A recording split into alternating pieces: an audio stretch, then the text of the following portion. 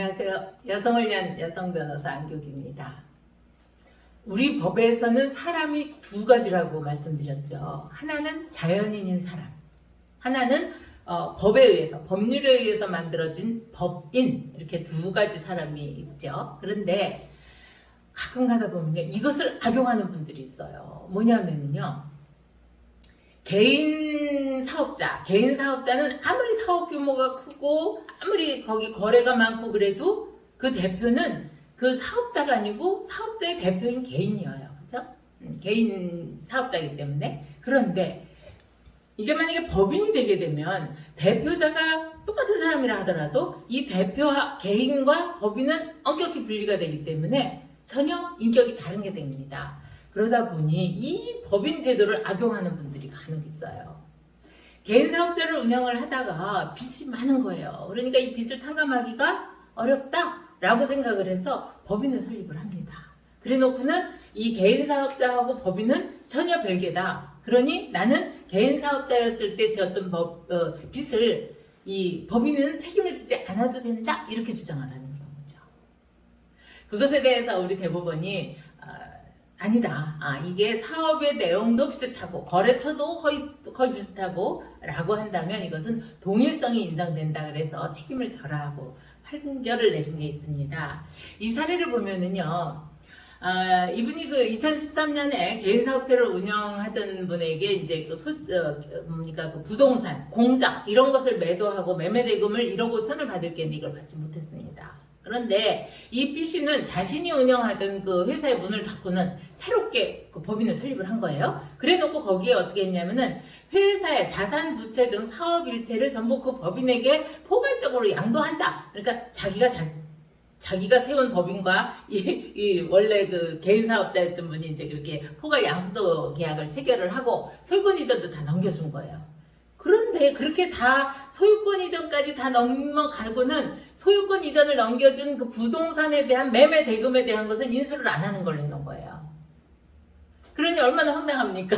내가 내 공장이랑 건물은 다 갖고 가서 법인으로 넘기고 내 매매 대금은 인수를 한다고 하는 게 장부상 부채로도 남겨있지 않고 영업 양수를 하면서 이것에 대해서는 양수도 안 하고 했으니 얼마나 갑갑해요. 그러니까 이분이 이제 내 부동산에 관한 매매대금 1억 5천을 내놔라 하고 이제 법인에 소송을 제기를 했죠.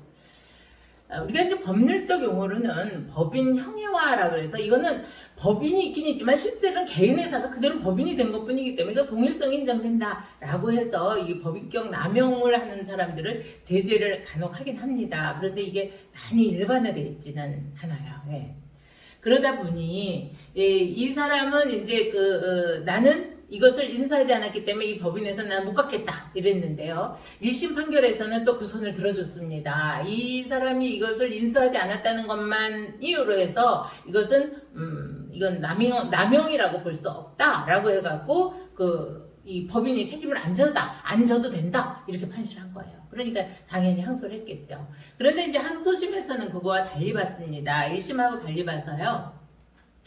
설사 개인이 회사를 설립하지 않고 영업을 하다가 그와 영업 목적이라든가 물적 설비, 인적 설비, 인적 구성원도 거의 동일한 이런 회사를 설립했다고 한다면 그 회사가 외형상으로는 법인의 형태를 갖추고 있지만 법인의 형태를 빌리고 있는 것에 지나지 않고 실질적으로는 완전히 이거는 어떻게 법인격이 배후에 있는 개인 기업과 같은 거다. 그리고 또 회사가 개인에 대해서 법적 책임을 회피하기 위한 수단으로 이게 함부로 이렇게 이용하는 경우에는 그 법인격을 부인해서 그 배후에 있는 개인, 그 대표자에게 책임을 물을 수 있도록 한다. 이거는 1997년에 나온 사실 그 법인격 남용에 관한 판례가 있거든요. 그것을 지금 원용을 하고 있는 겁니다.